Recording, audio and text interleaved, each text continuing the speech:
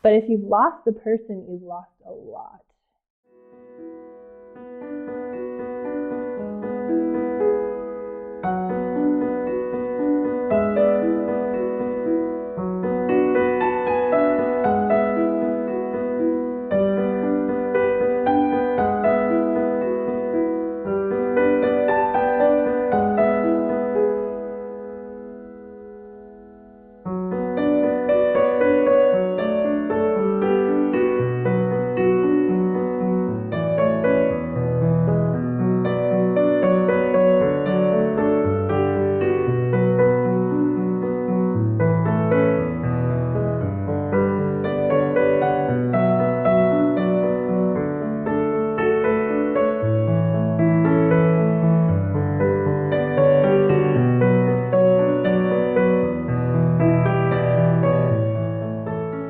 Thank you for giving me an audience, and also thank you for the work that you do. We need you. Apologetics is important, even though a lot of people don't think it's important. My hope for this short talk is just that I will in some way encourage everyone here to continue the good work in apologetics.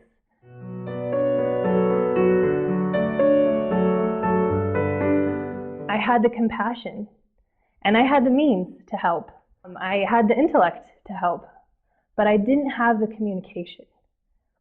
We really, really need to be communicators if we're going to be effective apologists.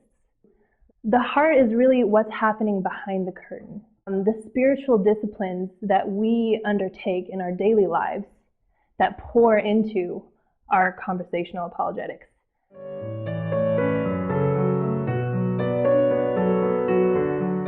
I think if you're getting aggravated in a conversation and you feel yourself feel that anger rising, it's okay to take a step back, start saying, you know what, let's meet again another time. I think that when we're training for a physical fight, I studied Kung Fu, and so while I was in China, and he was very, very careful with emotions and always teaching me, if you are angry, you do not fight. You do not. You wait until you're in control of your emotions. I really believe it's the same when we're engaging in a debate. Don't fight angry. Just keep yourself in check.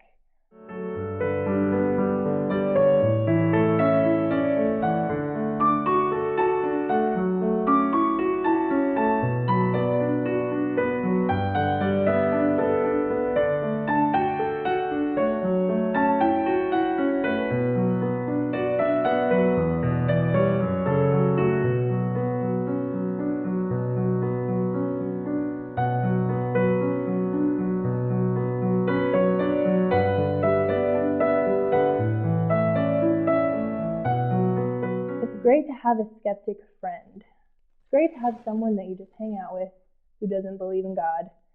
And my mantra is, skeptics are friends, not food. It's not about a project. It's about a relationship.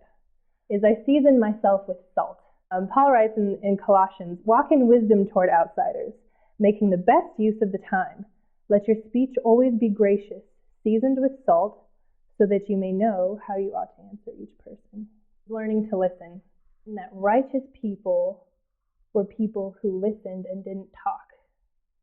When I say voice, I'm referring to the component that deals with what we say and how we say it. This is kind of developing the cadence of your speech, really picking your words well.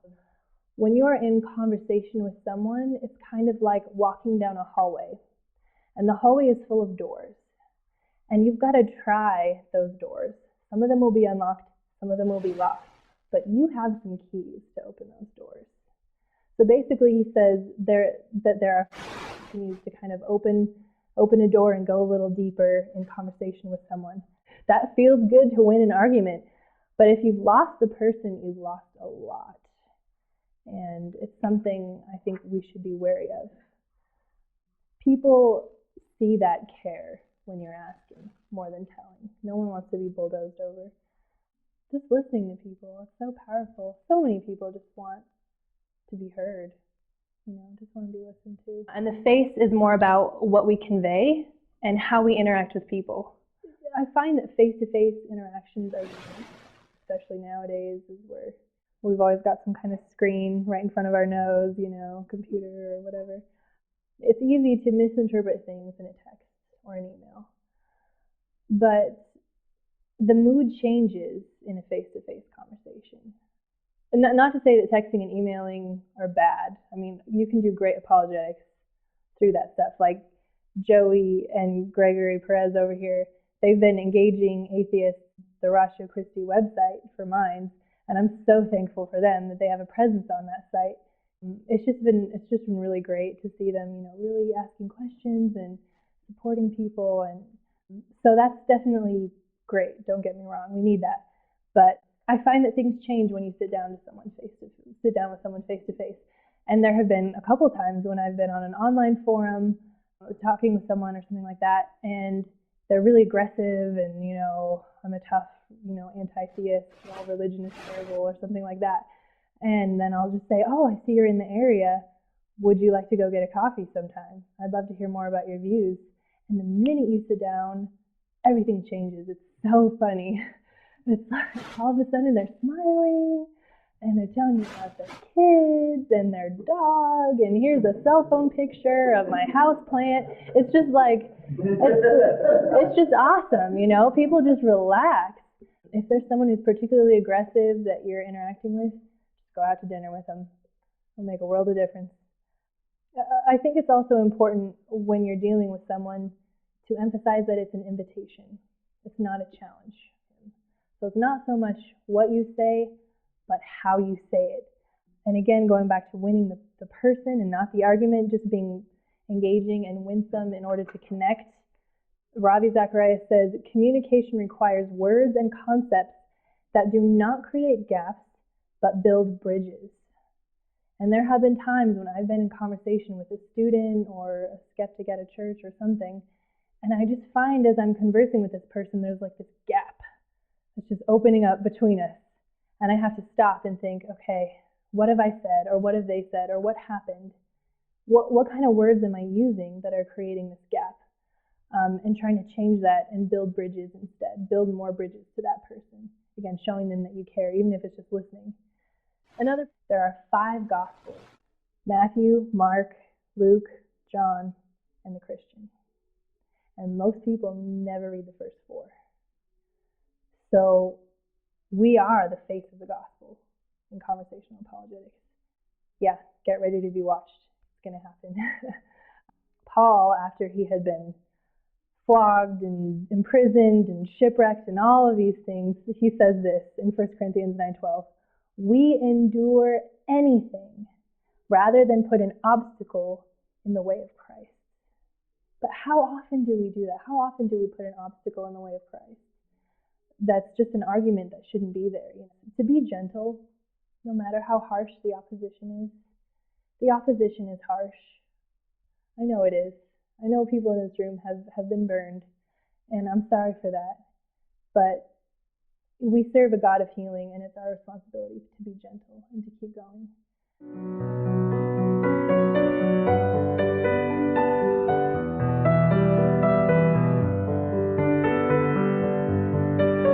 Yes, and it's free. We just figured it out so that we can make it free and open to the public. So basically the premise is, let's just come and sit down and think about it. Let's just talk about it. So it's just an opportunity to hear some of these brilliant PhD, top of what they're studying. These are mathematicians, cosmologists, physicists, and these guys are all apologists in love with Jesus. So it's going to be cool. But the research I was doing was ecological kind of stuff.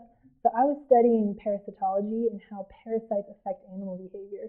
Because you can take an organism and infect it with a parasite, and its behavior just flip-flops completely backwards. It's the craziest thing. It's a total mystery.